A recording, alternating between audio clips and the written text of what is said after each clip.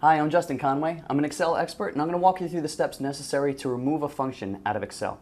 The first thing that you want to do is find the cell that contains the function that you want to remove. Click on that cell, and in the window above, it'll list the actual function. Click in this area here, highlight all of the information, and simply delete. Information's gone. If you'd like to keep the value, in other words, before this cell was deleted, it said 85.15625. If you want to keep that information, but you just want to get rid of the actual formula, what you're going to do is copy this cell. You can hit Command C, or you can right-click and go to Copy. Then you're going to right-click again, go to Paste Special, and select Values. Click OK.